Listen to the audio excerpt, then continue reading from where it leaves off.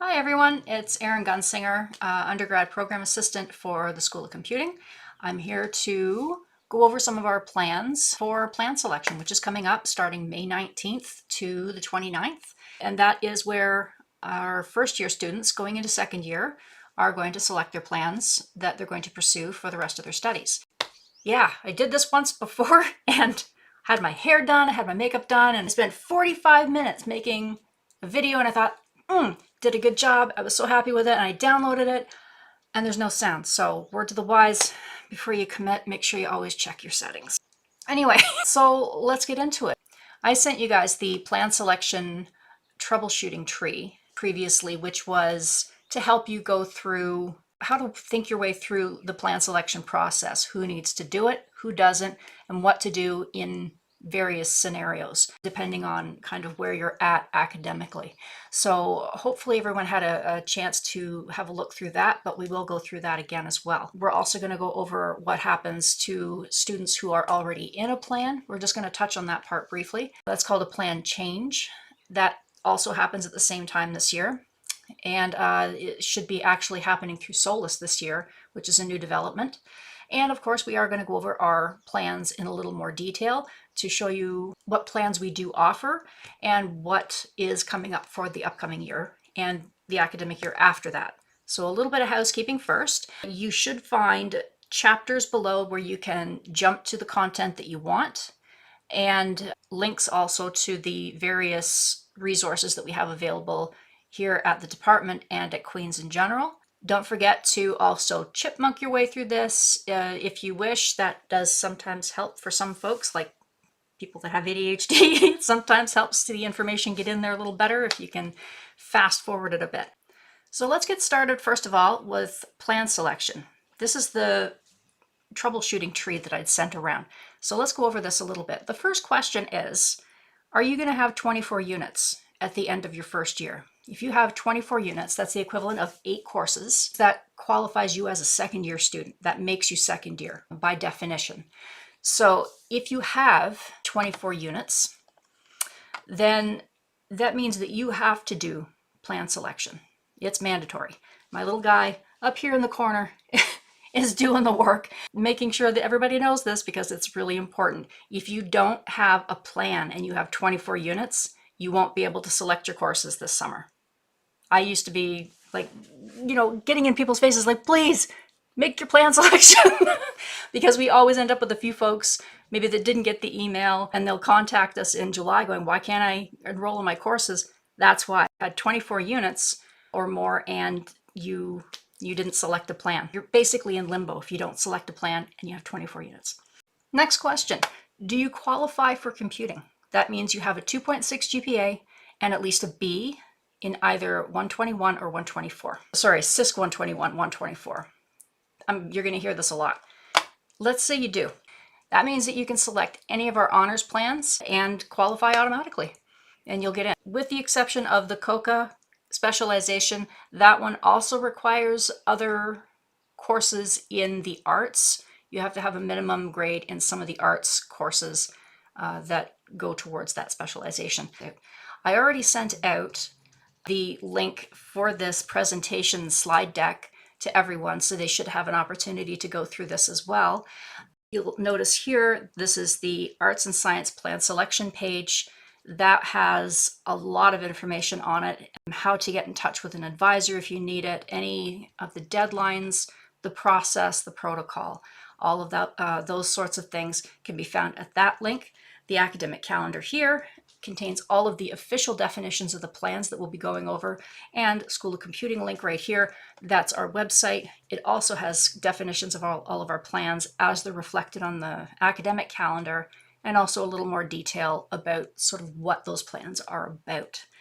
So let's say you don't have the 2.6 GPA or the B in either of those two courses and you don't qualify.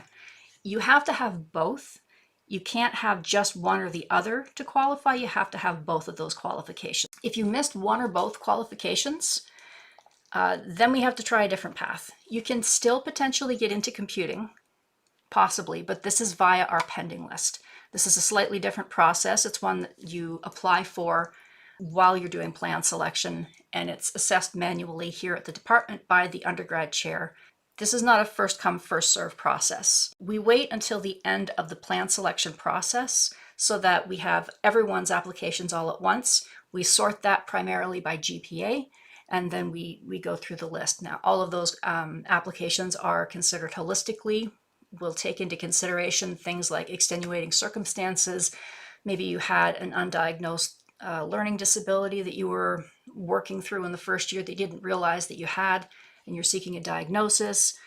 Maybe you had a death in the family. There may be all kinds of reasons that you didn't perform as well as expected in the first year, and these would be valid reasons. We would consider that.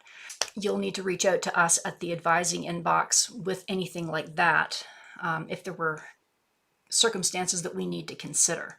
You should usually hear early to mid-June what the decisions are for the pending list. It means that you need to have a 2.3 GPA and a B- in those courses. If you have those qualifications, then you can get onto the pending list.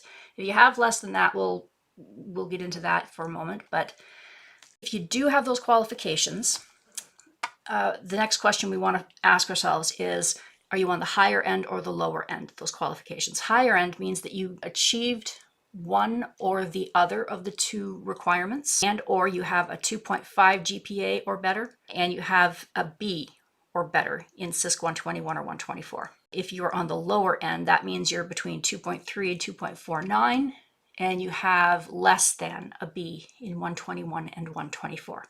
So let's say you're on the high end of that. If you're on the high end, the recommendation is that you have to first select an alternate plan. This is part of the process. You must select a plan for which you qualify to be able to move forward to the next part, which is getting onto a pending list. Go ahead and select a plan that you qualify for, and then you go on and select an honors plan in computing, the one that you want. So what if you don't get in? So we have a couple of options. First of all, you can get back in touch with us to ask us to reconsider you for the 3-year general. This is not a bad thing. We're going to get into what the general is and what the benefits are of requesting to get into a general instead of the honors plan as kind of a plan B. And if that's not going to work, if we still say no, then you would stay in your alternate plan that you already chose. And then you would repair your grades, and then you can apply next spring for a plan change. And if you have questions about that, you can get back in touch with us at the advising inbox. So to go back here, let's say you got in on the low end. You were not quite at that 2.5 plus or a B in either of those, and you came in, you're on the pending list, but you're kind of on the low end. If this is the case, what we recommend is applying for the 3-year general, not honors. This is not a bad thing, okay?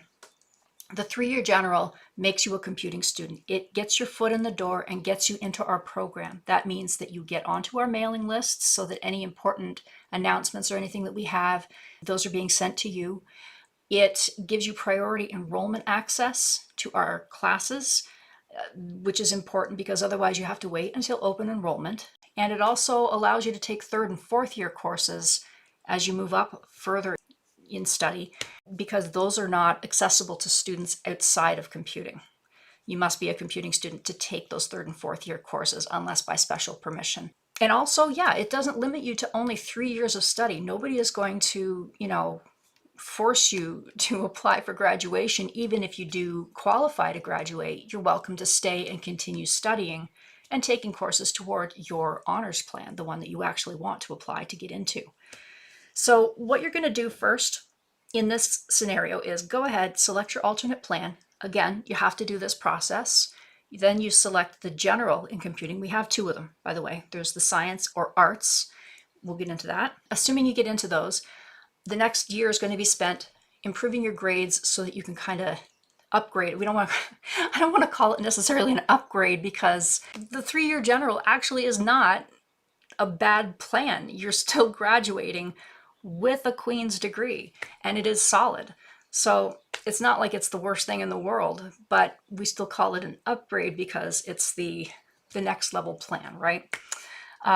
Next spring, you would be able to qualify automatically if you meet those original qualifications. This is a new thing, by the way, that I'm actually pretty excited about. We're going to go over that in plan change. But what if you still don't get in? If you still don't get in, it means you're going to have to choose an alternate plan and just stay in that plan for now. This happens a lot. It's not unusual. We have had lots of students that have had to go through this. So what you're going to do instead is you're going to pick an alternate plan. You're going to take the next year to repair your GPA, retake any failed courses, retake 121 and or 124 so that you have a B in one of those, and then stay on track with your second year courses as you can. And then do your plan change next spring when you can actually qualify to get in automatically. As it mentions here, you can take your first and second year courses still, even though you're outside of computing, but you do have to wait until open enrollment. If anybody's got questions about this, of course, you can hit us up at the advising inbox. And let's say you didn't qualify for the pending list, you don't have a 2.3 GPA and or a B minus in either of those two courses, 121 or 124. If you don't qualify to get onto the pending list, it means that you just have to choose an alternate plan for now. As we mentioned before, again, happens frequently, it's okay. You're going to want to pick an alternate discipline. You're going to take the next year to repair your GPA by retaking courses that you failed and retaking CISC 121 and or 124 to get at least a B. You want to aim for a 2.6 GPA as well. Stay on track with your second year courses as best you can, and then do plan change next spring, which you can do automatically. You can get in automatically through that. So that's going to be great. Again, you can do first and second year courses through computing, but you have to wait until open enrollment if you're outside of our program. Not a big deal. There's usually plenty of room in our first year courses for you to get in and repair those courses as needed. And second year courses, usually we have plenty of space in those as well. Shouldn't be any problem. You can contact us if you have trouble getting into the courses in July. Hold on. Let's get back here. Okay, let's say you don't have 24 units. You didn't do quite as well as you wanted to. And yeah, that happens. There's a lot of students that end up in a situation where they didn't do quite as well as they had hoped to, not as well as they had expected in their first year. If this is the case, though, it's not a big deal. Plan selection is optional for you. You don't have to do plan selection, so there's no sweat here. But do you qualify for computing? Do you still have that 2.6 GPA and a B in 121 or 124? If you do, yes. Go select a plan now. You should participate in plan selection. It's strongly recommended because you don't know what may happen in second year. You may hit one or two courses that are really rough. Your GPA may take a nosedive in the second year. You don't know what's going to happen. So if you can qualify to get into computing now, you are encouraged to do so. Please do. Again, there's the Arts and Science plan selection page where you'll find all kinds of information about the process, the academic calendar, and the School of Computing website where you can find information about our plans. We're going to go over the plans here in just a minute too. If you don't have 24 units and you don't qualify for computing just yet, that's okay. This is good news. It means you don't have to select a plan this year. You can stay in first year status. You're still a computing student. It means you retain that first year enrollment priority status and you can enroll in your courses normally as you did. You're going to take this upcoming year to retake your courses that you failed. You're going to retake CISC 121 and or 124 to get the B that you need. You want to make sure that you repair any courses that are damaging your GPA. You're going to aim for that 2.6 GPA next year and the B in 121 or 124, and then you can do plan change next spring. We have the button here that says now what. Basically, if you have any questions about that, you can just contact us for help at the advising inbox. Make sure you include your student number or we have to get back in touch with you and ask you for your student number again. Okay, briefly, let's just talk about plan change for a second. In previous years, that was something that you had to apply for. There was a portal link on the website. This process is apparently changing this year. That's the plan anyhow. It will mirror the plan selection process on Solus, which is fantastic. We also are able to use minimum thresholds now so that students can get in automatically. The thresholds are the same as they were for plan selection, which means if you still hit that 2.6 GPA and the B in... No, you're not coming in. You just get in here and you growl at each other. Working from home, working with pets. Anyway, what was I saying? No. Anyway, so yeah, if you are able to get that 2.6 GPA and the B in 121 or 124 at plan change time next year, it means that you're going to be able to get in automatically. Or if you're in that boat now, if you're already in a plan, let's say you came in as a transfer student and you got dropped directly into a computing plan, not the one you wanted or whatever, or you're in an alternate plan someplace else within arts and science, this is when you would do a plan change request and you can apply to get into computing. If you meet those minimum requirements, you get added to your plan automatically, which is such a huge change. And it's so great because we don't have students sweating about this now.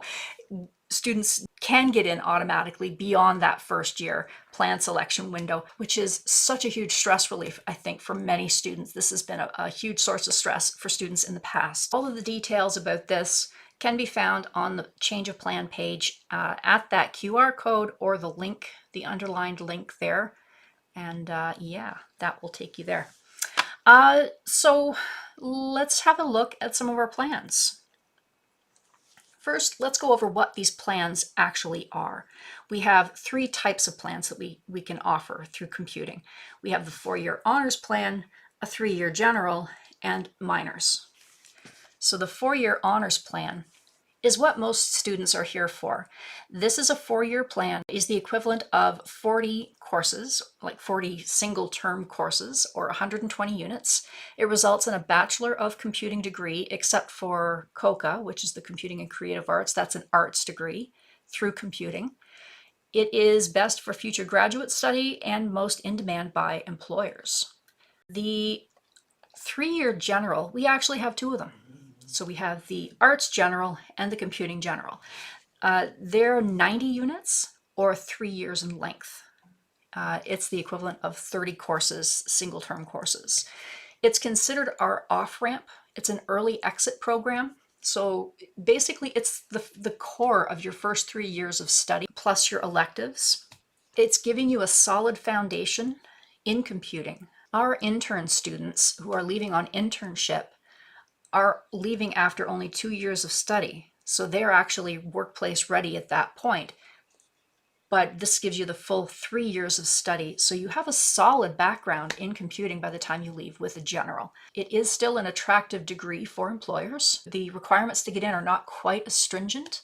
And again, it's not limited to 3 years. If you wish to continue study while you're in the general program, you are able to do so and work your way up to an honors plan. You could switch into an honors plan once you qualify for that. I'm also going to touch briefly on the minors as well, because there may be cases where a student has taken a number of other courses.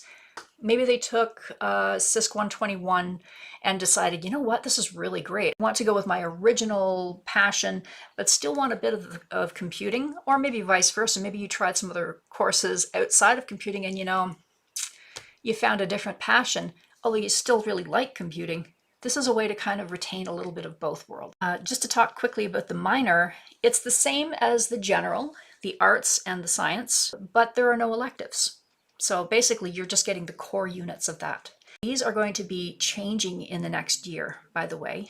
I believe the science minor is 48 units currently, and the arts minor is 30. Both of those will be going down to 24 units, I think, in the upcoming year. But we'll talk about that in a few minutes.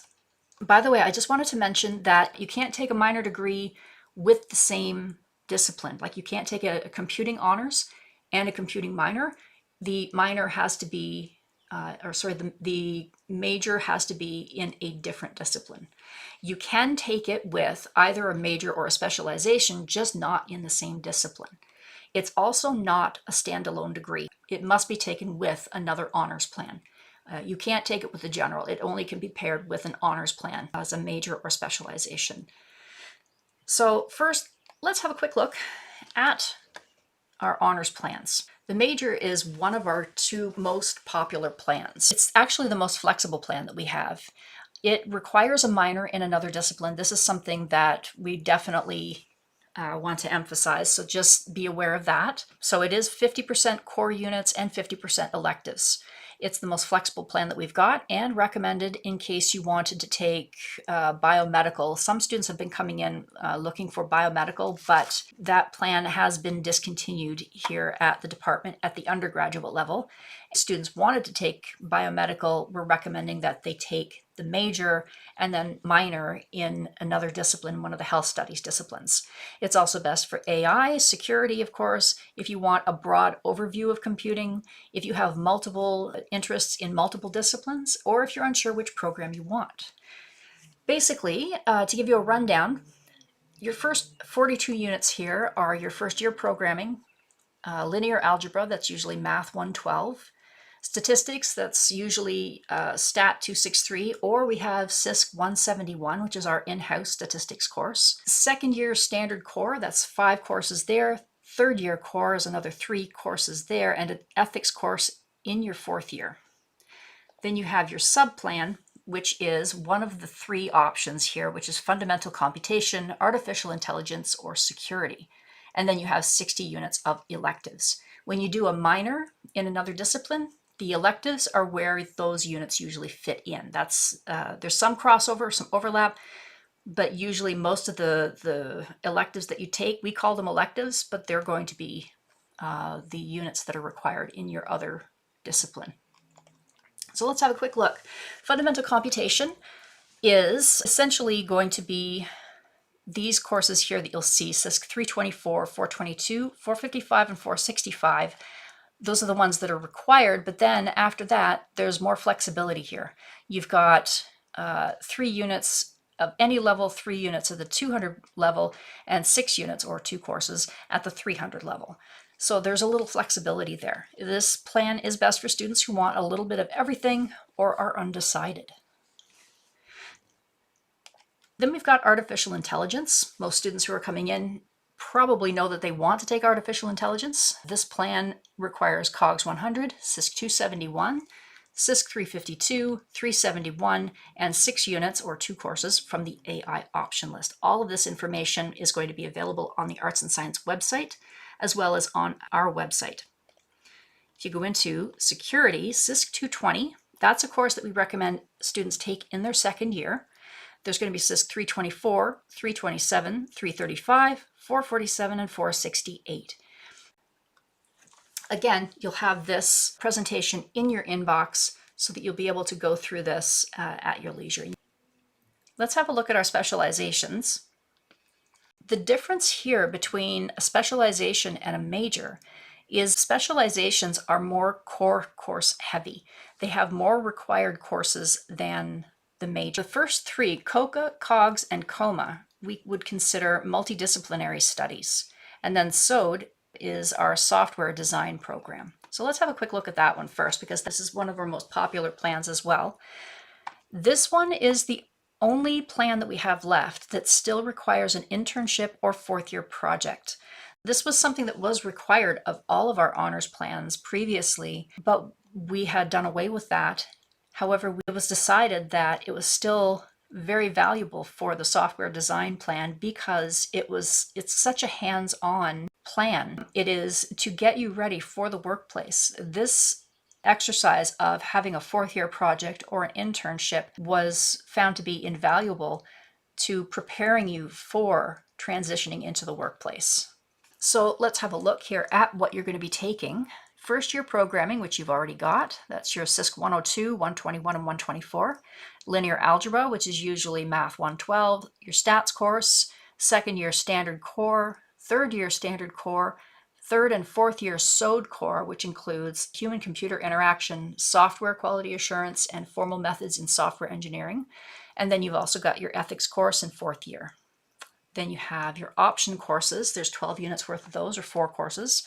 That's game or software architecture, and there's soft design courses. This is a list of courses that you can choose from. You need 3 of those, and 1 course needs to be at the 400 level. And then you have 45 units of electives. And then let's have a quick look here. COCA, which is Computing and the Creative Arts. As it says here, it is an arts degree that gives you creative freedom and practical computing expertise. This plan also requires you to have completed some gateway courses to qualify to get in because it's done in partnership with another arts department. You can choose one of art, history, drama, film, or music. That's going to be part of your arts subplan, as you can see down here in black. And then your core courses are going to be first year programming, which you've already done, COCA, second year standard core, third year COCA core, which is human computer interaction, AI, programming paradigms and algorithms. And then your fourth year course, it can be any course, a second year CISC course as well. You need 2 of those. It doesn't matter which ones, but they have to be at those 2 levels. But yeah, that's it. And then of course you got your 36 electives as well. So let's talk quickly about COGS. Cognitive science is considered the precursor to AI, and it studies how the mind works and learns. COGS helps define what AI is trying to emulate. So to have a quick look at your core courses, that's 48 units altogether. First year programming, again, you've got those. Linear algebra, that's Math 112 usually. You need your COGS courses. There's 2 of those. Second year standard core, statistics, programming paradigms, that's CISC 360. Your AI courses, there's 3 of those that you'll be required to take, and an ethics course. And again, there's the options course. This part is a little bit different. It requires you to take 2 of the 3 possible streams, any 2 of the 3, whatever your interests are. There's linguistics, philosophy, and or psychology, and you'll be taking courses in the other departments to complete those. And then you also have 27 units of electives. This plan, because it has so few electives, I don't believe you can pair this one with a minor. All of our other plans can be paired with a minor. So let's look at COMA. That's computing and mathematics. So this one is one of our more challenging plans, and it's best for students who have a real aptitude for math and statistics. It's good for future graduate study or careers in data analytics and other math-heavy applications. So to have a look at your core courses, you've got 39 units of this. This is first year programming. That's your 102, 121, 124. Second year standard core, there's 5 courses there. Software and game architecture, that's 1 course. Third year core, there's 3 courses there, and an ethics course. And then you're going to be taking math courses. The main part of your plan is going to be mathematics. That's linear algebra. Your linear algebra course is going to require 6 units. So that's going to either be Math 112 plus 212, or which one was it? Or maybe Math 110, that's a full year course. You'll also be taking calculus, introductory and advanced, statistics, introductory and advanced. Your math course options, that's a specific list of courses that are on that plan that you'll be able to see, and you'll have to choose 4 of those courses to take. And then you also have to take 4 courses from the COMA options list. And then you'll have 30 units of electives for that.